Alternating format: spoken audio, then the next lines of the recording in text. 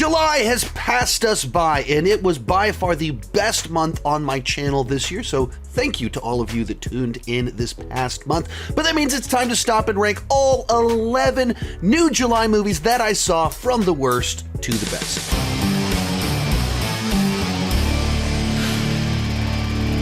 Hi, my name is Sean, and I love to talk about movies and TV way too much. With that in mind, go ahead and join me down below in the comments section. Share your ranking of all the July new movies that you saw. My list is not the right list, it's just my list, and I would love to see yours. Also, as we go into this, I didn't see every new movie that came out because there was like 30 different American new movies that came out this month. I can't possibly see every new movie that comes out. So if I missed one that you think I would like, let me know about it down below in the comment section, and let's get started. In last, War of the Worlds, the latest adaptation of the classic H.G. Wells book, is a screen life version of the film.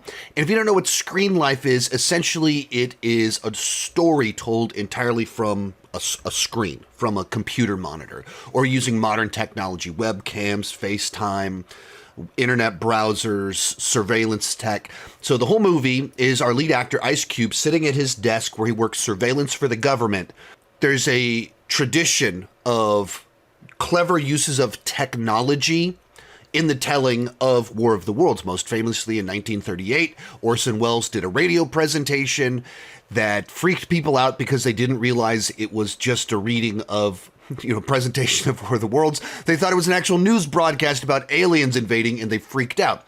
So the idea of trying to tell this story using modern technology and the way people relate to technology is kind of interesting. Does that play out in this movie? Absolutely not. This is a very bad movie on kind of every single level, where part of it is just the simple execution of this genre. You want to show aliens invading, you want to show the destruction, and so they keep having characters on their phone in the middle of utter chaos. And instead of hanging up, instead of throwing the phone in their pocket and running away, they're like running, look, Dad, look, Dad, so that the audience can see what's happening. People constantly are making choices simply so the audience can see some of the crazy in a thrilling and exciting way, but it makes absolutely no sense.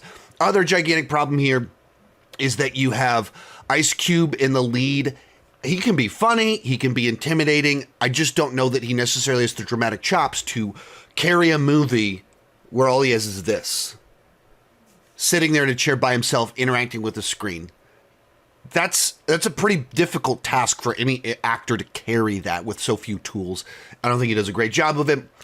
And then the movie itself, its resolution to the plot ties into aliens being hungry, like wanting data or something like that. It's like a very, they're trying to like pull together all this stuff about surveillance and aliens and modern tech and modern fears. And it just doesn't really work. And it has like children being far too capable at things, the actual resolution involving computer viruses and stuff, like it's just so ridiculous. You don't buy into any of it.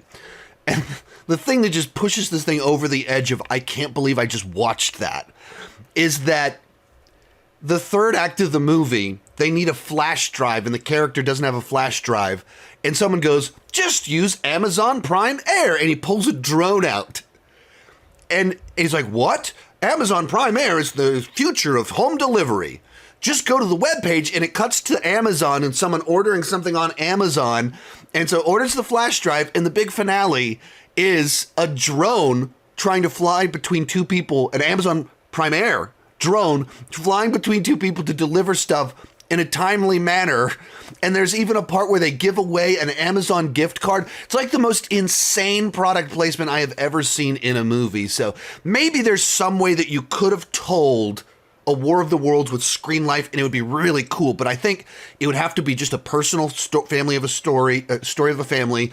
It couldn't be like a big tech company trying to attack big tech or something like that. And it certainly shouldn't be whatever they did here. Number 10, Happy Gilmore 2. And wow, ever since I said on the internet I didn't like this movie, my comment section has been absolutely insane. I was not expecting this to be the movie that would get people so defensive. And my reasons for not liking it are fairly simple and straightforward, where very early on in the movie, they make a choice and a character dies. And that to me was very off-putting. And it's the sort of thing where if you do that, you better earn that. And they do tell a story that's built on that concept, but the story they build on that concept is that Happy Gilmore is depressed and is a out of control alcoholic. And they play this both as his character arc as well as for laughs, where he's hiding alcohol in flasks, and everything he picks up is actually a secret flask, and you can get alcohol out of it. So it's a joke, but it's trying to be serious at the same time. My dad drank himself to death. I've been to rehab. And so like it was all pretty just off-putting to me. It didn't feel like a serious exploration of very serious subject matter to me. And not that I even want a serious exploration of alcoholism in Happy Gilmore. That's my issue with it. It's like, it's just not funny to me.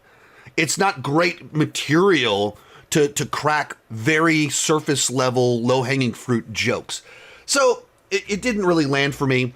And then from there, the movie was cameos and callbacks, just constantly just referencing funnier bits from the first movie. Like, remember this character? Remember this scene? Remember this? And then doing a rehash of it.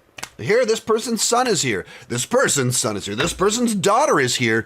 And then we just rehash the bit. And then there's like over 60 cameos. And some of them were golfers. Hey, fair enough. But then it's just like random actresses. Margaret Qualley from The Substance, Andie MacDowell's daughter. She's just in this movie randomly. Eric Andre is just randomly in the movie randomly. And it's not funny to me. But the thing that is just so frustrating about this movie that's kind of killed any future experience has been the comment section. This is the most unhinged, toxic fan comment section I've ever seen, where it's just a fandom that's so viciously defending a movie devoid of any shame or empathy. Where people saw my short, where it was just a quick version, where I went, hey, here's why, and they were mad about that, which, why would you be mad that someone else didn't like a movie? I don't know. And why we wouldn't just say why you loved the movie? I don't know. But they started getting personal, so I responded back to a number of people saying like, hey, my dad died, given the personal reasons, which is a very easy out. Like, if you have any empathy, if you're any level of a decent person, you hear that and you go, that's fair, I understand. I thought the movie was hilarious. I understand why it wouldn't work for you. Move on. So many people have heard me say that and go, oh, sorry, you're so sensitive. I had a guy DM me and say, maybe you need to start drinking again. That'll help you enjoy the movie. Like these multiple places on Instagram, TikTok, DMs, Letterboxd, just people devoid of empathy, just lashing out, not defending the movie, not explaining why it's clever, inventing narratives. You're just this, you're just that. You should do this, you should do that. To defend Happy Gilmore 2? Adam Sandler is famously the nicest guy in Hollywood. And Happy Gilmore 2 fans are the meanest and nastiest fan base I've ever seen. I'm sure some of you are great. I'm not suggesting that everyone that likes this movie is a terrible person. There is an unusually large number of assholes that like this movie. 9, Bambi the Reckoning. This is the latest film in the twisted childhood universe. This kicked off with Winnie the Pooh, Blood and Honey. They're moving towards like their own like Avengers level event film. They did a Peter Pan movie earlier this year. And since doing Winnie the Pooh, Blood and Honey, a movie I thought was pretty well awful, they've learned a lot of lessons. They've gotten a lot better, but I don't think they've learned the right lesson yet. And this movie, it's in many regards competently enough made. It doesn't just feel completely duct taped together and ultra cheap the way the first one did. Like, you know, you're watching a low budget movie with the effects and the Bambi stuff, but that, like, given the budget they had, it does a good enough job for the movie that I knew that I was watching. It, you know, builds in some stuff about the backstory of Bambi, you know, the Bambi lore. It takes that and like, what if Bambi had enough intelligence to be out for revenge? And so they built out to some stuff that kind of works well enough that it's like, there's some legitimately like sad moments in the film. But at the core of these movies is a very silly premise that we're doing Bambi as a horror movie. It's silly. It's inherently kind of funny. And they play the movies dead serious. And I wish they would lean into the built-in amusing factor of it all and have fun with it more. when you play it entirely straight. And they play it pretty dry. Like, I was watching it, like, there's like ambient music filling out the soundscape, but there's not like music. So there's even parts where there's chases and like not music underneath it or anything like that would kind of add to the energy. It feels low energy. It's like dead serious. And I think they should just lean into the camp factor, the cheesy factor that's built into it. You're doing Bambi as a horror movie. That's funny. Have fun with it. And like, I think the professionalism, of course it's low budget, but the professionalism moved out a great deal. There's a lot more working here than worked in Winnie the Pooh, Blood and Honey. They just made a movie that ultimately is kind of dull. Next, I Know What You Did Last Summer. Scream is my favorite horror movie of all time. The Kevin Williamson era of horror films were the horror movies of my high school years. And Kevin Williamson had a second script that he wrote that was also another slasher franchise right around Scream, I Know What You Did Last Summer. And somehow I didn't watch it back in the 90s or the zeros or the teens. I watched it for the first time just about 4 years ago. And so I don't really have any specific nostalgia for this one, the way that I do for Scream, but it also has a cast of the It actors from the 90s, that Freddie Prinze Jr., Sarah Michelle Gellar, Jennifer Love Hewitt. Those were the big names of my high school years. So there is that generic nostalgia for the return of them to the big screen. But generally speaking, this is one that I was just curious to see a new slasher film and see how it worked. And it worked okay, where I liked the way that it handled the legacy of the first film in the city and how there's like the reputation, the history, the legacy of the events themselves are all over this town, but in secret. And it makes for kind of like a conspiracy aspect to the investigation. This one's even more of a whodunit than the previous ones. And so there's a lot there that I got invested in, but it's a film that to me just didn't stick the landing. And when you make a movie that's a whodunit, that's about an investigation, and so much of it is built around, when you take the mask off, does it feel earned or does it feel like you just cheated? We got to the end of this one and I felt like it didn't make any sense. I felt cheated. It felt like they were trying to pull way too much off. And so it kind of left me feeling pretty empty. 7 Guns Up. This is a new direct-to-video action light comedy starring Kevin James, Christina Ricci, and Luis Guzman. And when I say it's light comedy, the movie, it's not like a Kevin James action comedy. It plays it, generally speaking, fairly straight, but because you have several funny actors in it, they allow them to have moments of amusement. Some of the juxtaposition of family man and action and this family in the middle of all this. There's some humor that comes out of it, but generally speaking, it's playing a little bit more straightforward than some previous Kevin James action films. And as a direct-to-video little action family comedy drama, I got what I wanted out of it. It's not the kind of movie that you would want to, if you paid $15 to see it in the theater, you'd feel a little bit cheated. But if you just check it out on streaming, like, hey, Christina Ricci, Kevin James, I like them, let me check out this movie, you probably have a good enough time with it. Like, it scratched enough of the itch that I was hoping for with it. It's about a guy that's kind of a mob enforcer of sorts, but has a bit of a code, and he's trying to get out, and some shakeups happen, and so there's a bunch of twists, turns, reveals, and he's got to, shoot his way out to keep his family safe. So, familiar territory. It's not like breaking new ground on the plot level, but a good enough one of these movies. And I actually was able to interview Luis Guzman about working on the film. Oh man, it was great. I mean, listen, man, Kevin was absolutely committed to what he was doing. It's like what dreams are made of, man. And so it's just kind of fun to get to do that. The movie itself, like I said, it's a direct-to-video movie, and as a direct-to-video movie, it delivered enough of what I wanted from the film. 6, Ick. This is a film I actually was able to watch at Fantastic Fest last September, and it kind of tells the story of this town that has this ick that's been in the ground for decades.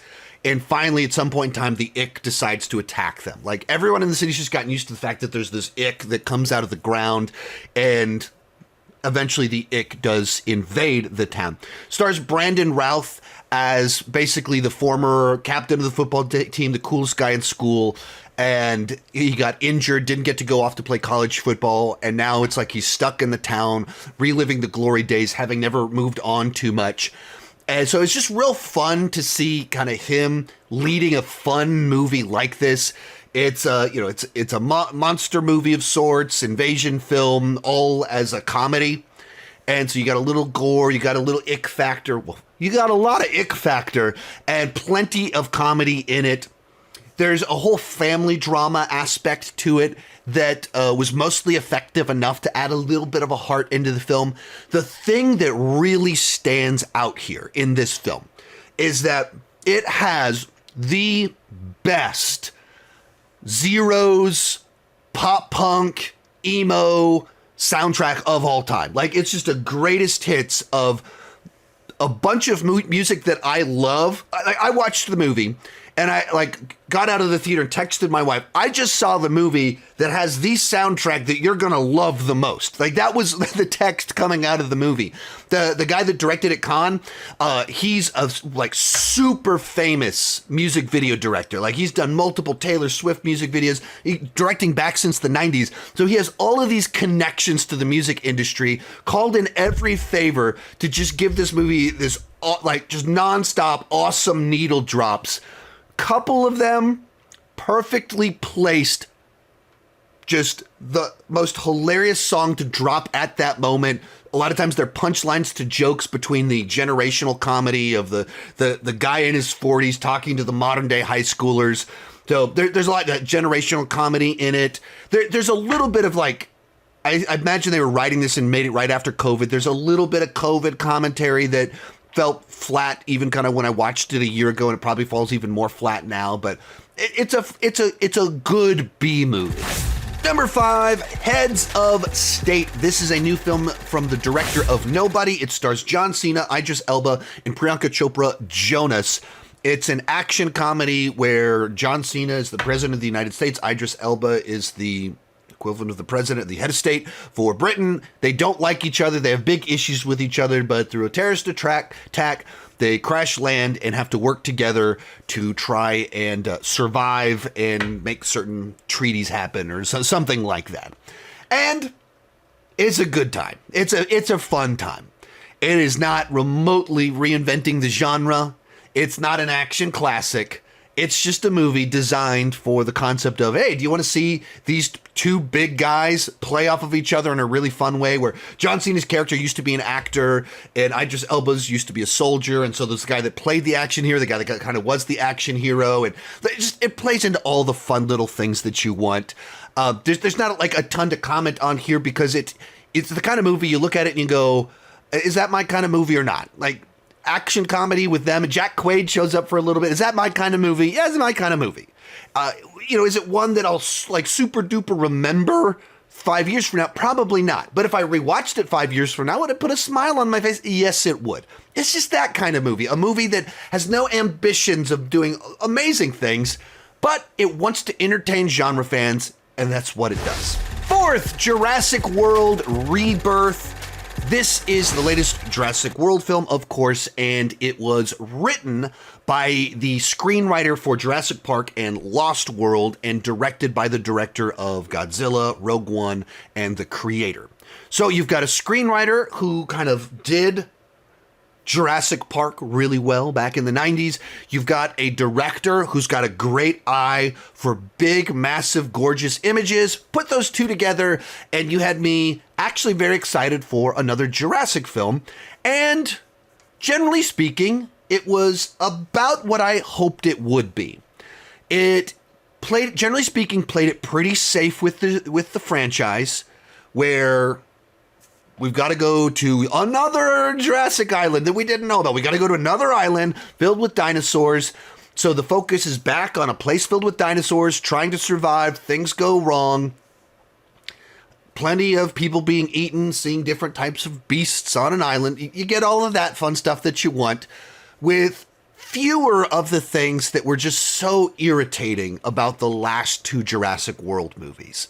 So for me, it was a big improvement over the last two, but it is also very far away from the original.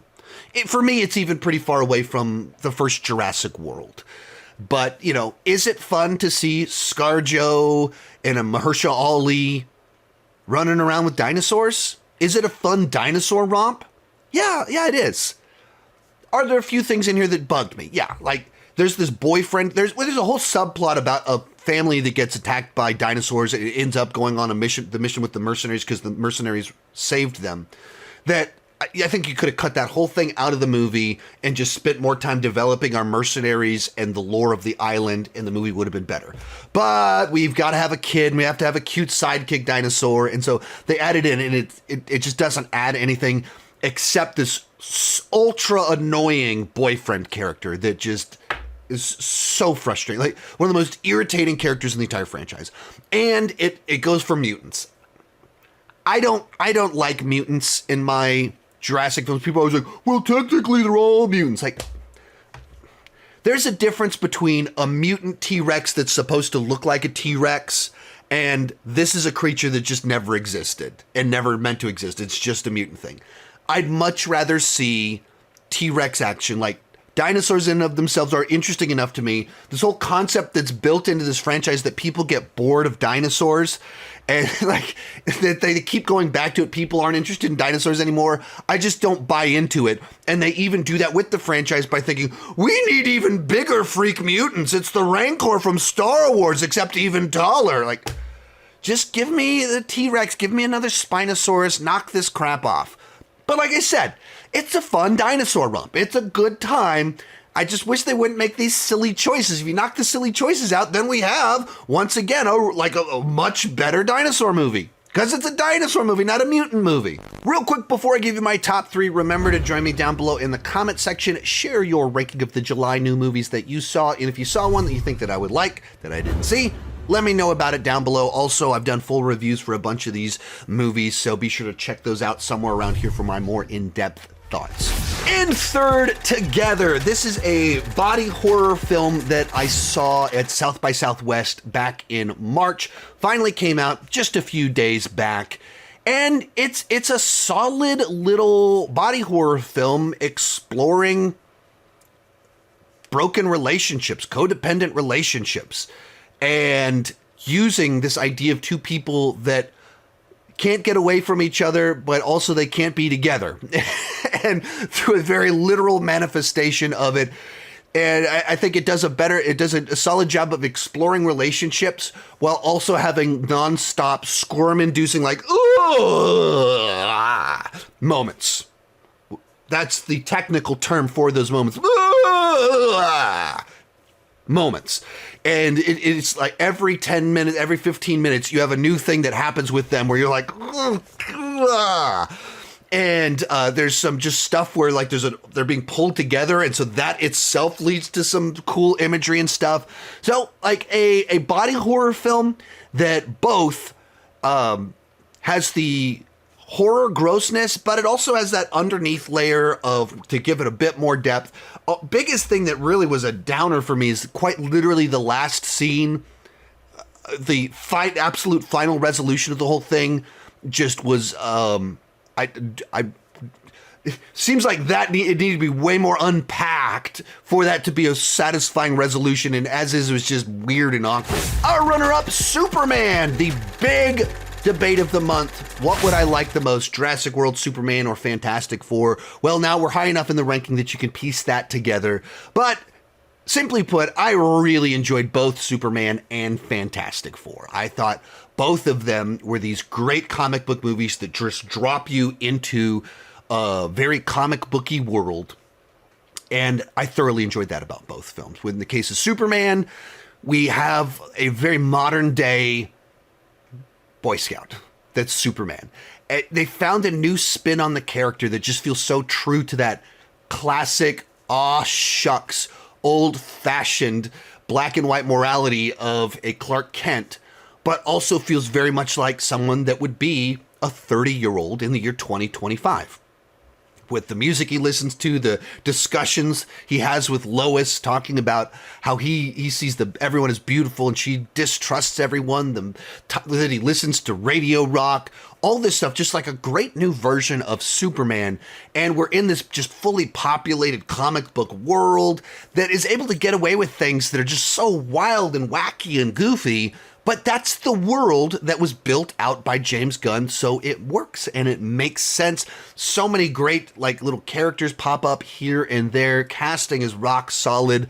I think the thing holding it back from the top spot for me is that with the way the film plays out, there's like 4 different catastrophic attacks on Metropolis in a week, and it's treated by the characters in the movie is just commonplace.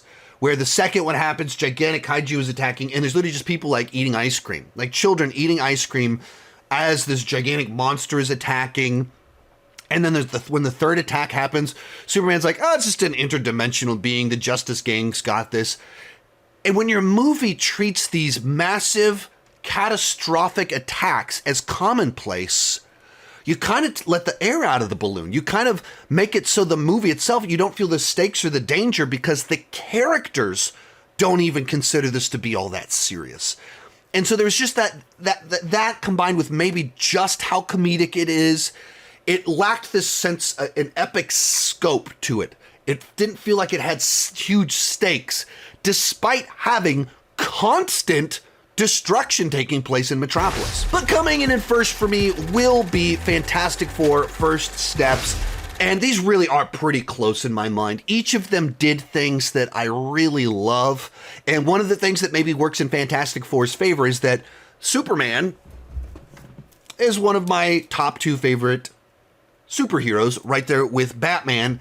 And, you know, I adore Superman, the movie. I love Man of Steel. And then the TV shows, Superman and Lois from the last few years, I thought was really great.